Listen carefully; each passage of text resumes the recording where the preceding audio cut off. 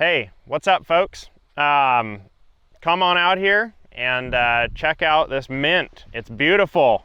It's up kind of about mid-thigh on me. This is a little bit different variety than we've shot some of our other videos in. It puts up a ton of vegetative growth and has slightly different color. Some of the other varieties are a little bit darker. This one has big giant leaves, and this variety loves the water. You can see they're pretty much turning this pivot on and it just goes back and forth. Pretty much never shuts off this time of year. So guys, we're in week 6 here of our scouting season, and we're seeing some really warm weather. Mint particularly uses a lot of heat units. So our 95 degree to 105 degree weather that we're having right now is perfect. So the only thing we got to do is make sure that we keep the water on it. This has kind of surprised me when I first started scouting, because there's lots of mites. Mint can deal with tons and tons of mites, and in my head I'm thinking, you know, maybe they wouldn't like that really strong oil, but they seem to love it. They're sucking on the underside of that leaf, and if you're not careful and your plants get stressed out, we see the fields of mint that, you know, are low on water or low on nutrients, something like that. Man, the mites come in and they're so hard to get out. I mean, imagine trying to spray in this and the mites are all on the underside of the leaves. It's just really hard to get control of them. So crops like this, where it's hard to get control of pests when they actually get in the field, you've got to be really proactive.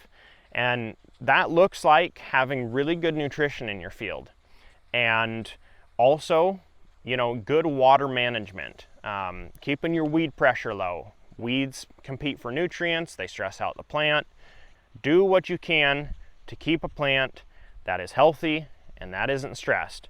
A couple of things I'll note that we're seeing kind of different fields throughout the valley. We're still seeing some powdery mildew in the mint. I've noticed as I'm scouting that we're moving into a season where I think we have high enough temperatures. It's actually killing off a lot of those spores. And so that's a great thing. If we can kind of get control of that just naturally with Mother Nature, that's wonderful. Powdery mildew, it doesn't really thrive in really high heat. So it thrives kind of in, you know, kind of that 85 degree weather with that perfect moisture and everything. So as you move into a season, pay attention. If it gets really bad, it might be something where you need to go out with a fungicide and try to take care of some of it, because it's going to destroy that leaf material, and the oils in your mint aren't going to, you know, the oil just isn't going to be as heavy in that leaf if it's damaged. Mother Nature seems to be taking care of a lot of it for us, just these really high temperatures. As I've been scouting around, I've seen tons of beneficials coming in, lacewing, ladybugs, all that stuff that's going to really help you keep those mites under control. Sometimes the mint's just really thick, but you'll have some yellowing down below, and sometimes that's just shading. Other times it'd be wise to go out if you see a lot of yellowing and go out and take a sap sample. Figure out if you're deficient in something. Certain times of the year, we'll see yellowing in the lower leaves, and a lot of times that seems to be a sign of a potassium deficiency. Something else you can be thinking about in your mint, be a little more proactive about the mites, and you don't feel like, you know, your field is very healthy and nutrition's not going to take care of it. Cold pressed neem oil, it's an anti-feedant. It takes care of a lot of the eggs. It disrupts breeding cycles and stuff like that. So use those things. Keep in mind, if you're making a foliar application, things that attract mites are really high nitrates in plants.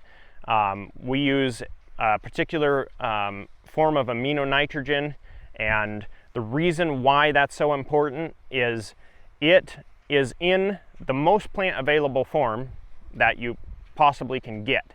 And it takes low energy for the plant to utilize it, but it also doesn't raise, you know, nitrate levels or ammonium levels in the plant. And those are the two things that attract mites. So if you need nitrogen this time of the season, it would be wise to use a form that's less attractive to mites and also takes less energy for the plant to consume. I I think that's all we got for you today, guys. Thank you for joining me, and remember, make farming fun again.